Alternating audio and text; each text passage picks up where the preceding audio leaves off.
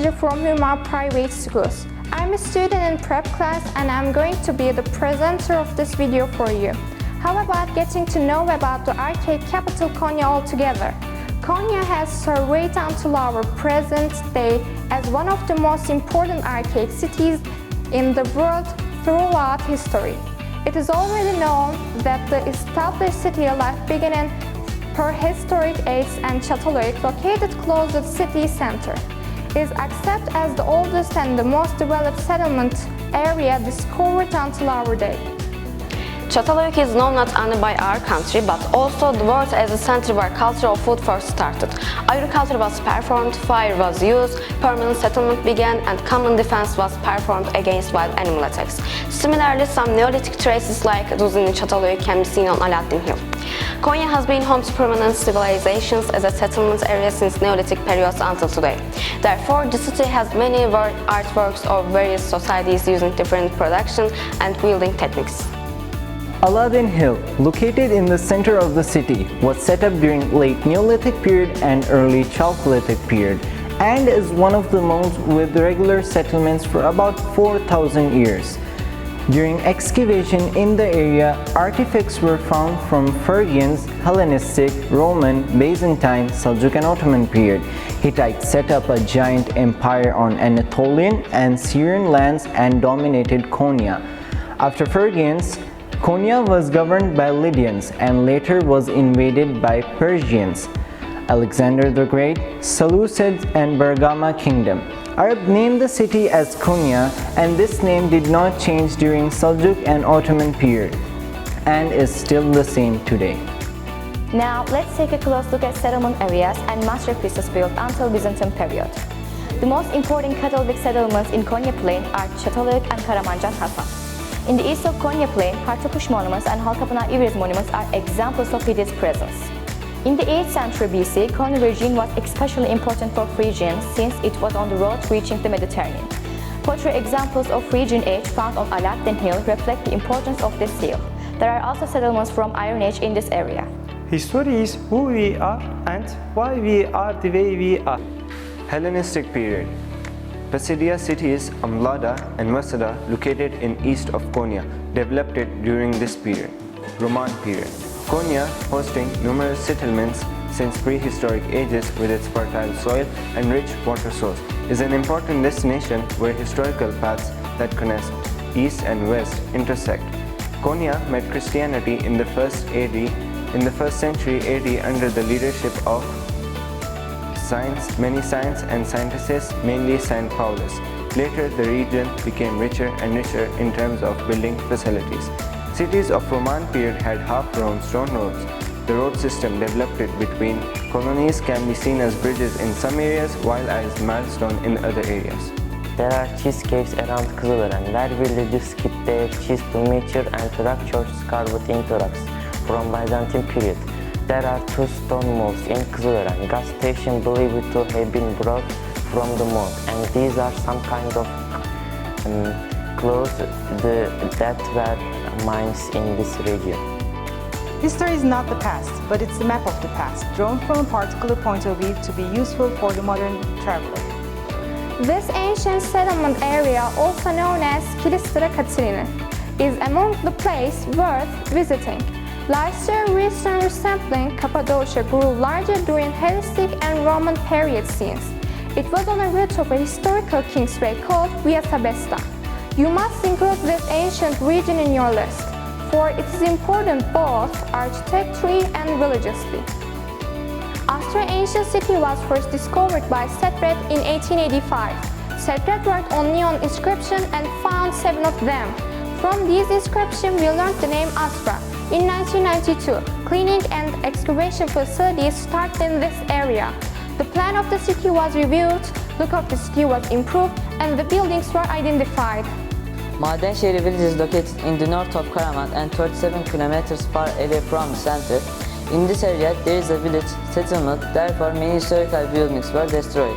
When we studied the partly surviving buildings, we had ideas about art and architecture of the period.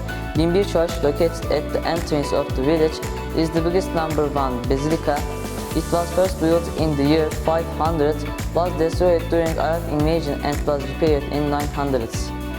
When you go towards north, there are graves on both sides of the road. You can see tombs and tombs placed on the surface. Outer surface of some of these tombs are carved with relief figures. When you continue walking, you circle etc. And opposite that a basilica with some arches downstairs and upstairs, and near this building a large cistern. On the road from etc. to the village there are ruins from number 13 church which was built. History gives answers only to those who know how to ask questions. Konya settlement areas and works from Seljuk, Okulları and Ottoman periods in terms of Turkish Islamic civilization. Handcrafting mainly based on copper works, which is about to be extant completed dates back to Seljuk period and first starting workshops around Copper Mosque.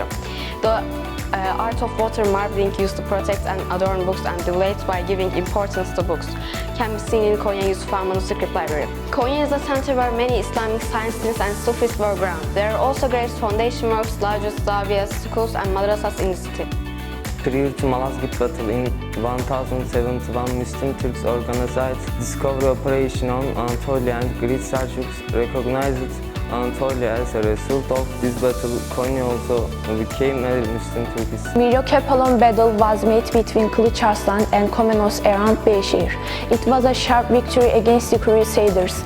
By this victory, Kılıç Arslan gave us a permanent land. It is very important to join, feel and share this event. Therefore, the anniversary of this victory has been celebrated in Konya every year.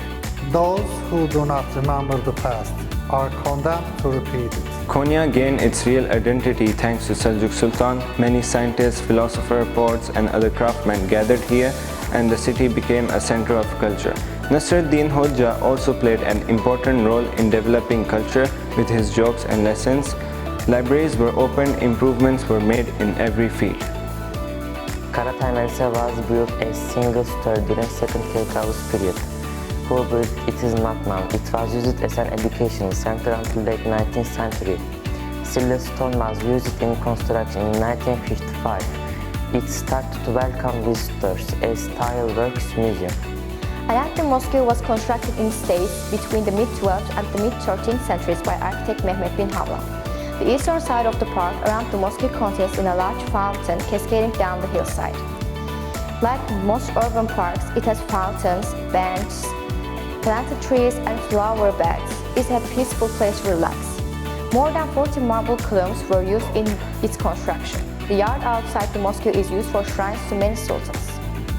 Konya, which has been home to many civilizations, is definitely one of the most historical and spiritual cities in Anatolia.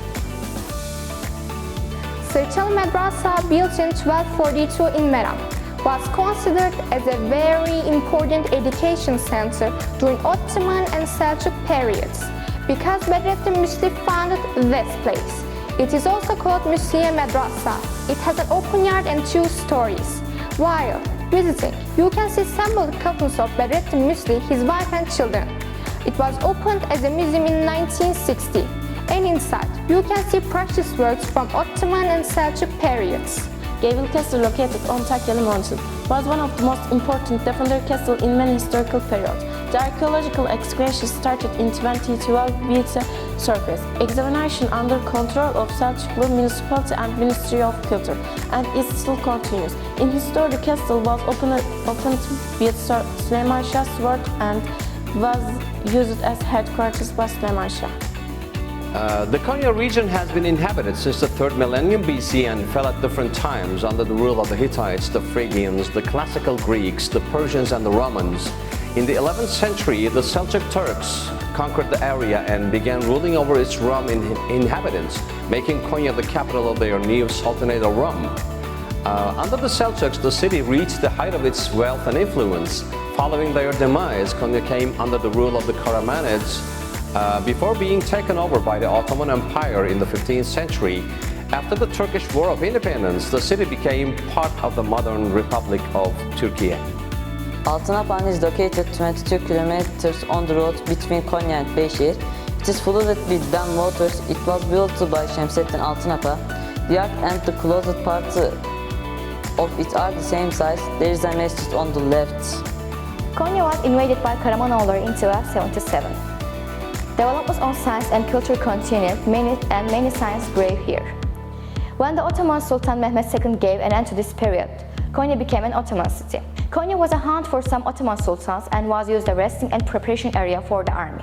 Yavuz Sultan Selim came to Konya for 3 times, had Mevlanalık repaired, brought to drink water to the city, and census was performed. Konya was an Ottoman province where sultans' sons were governors. Evliya Çelebi came to Konya in 1648 and discussed about this city in his book. During late Ottoman period, some innovation movements started in Konya and the first newspaper was printed in 1869. In addition to madrasa, many primary, secondary and high schools were founded. The Faculty of Law was founded in 1908. Selimiye Mosque, built by Shehzade Selim, is located towards the west of Mevlana Lodge. The architect is not known, but it might have been built by Mimar Sinan. There is a single dome in the center and it was expanded by a semi-dome. The plan of the mosque resembles that of Fatih Mosque in Istanbul. There are 3 gates over here and the most attractive one is Taj Kapısı. It was restored in 2019. Azizia Mosque is from the Ottoman period. Although it was burned down in a big fire, it was reconstructed by Pertev Nihal Sultan. It carries European Baroque architecture. It has a single dome and double minarets. Kapı Mosque was built in 17th century and is known as the biggest among Ottoman mosques. It is still used today and was built using cut stones. Şerafettin Mosque was built by Sheikh Şerafettin in 12th century. It was once repaired but then it was rebuilt. There is a big dome built with cut stones.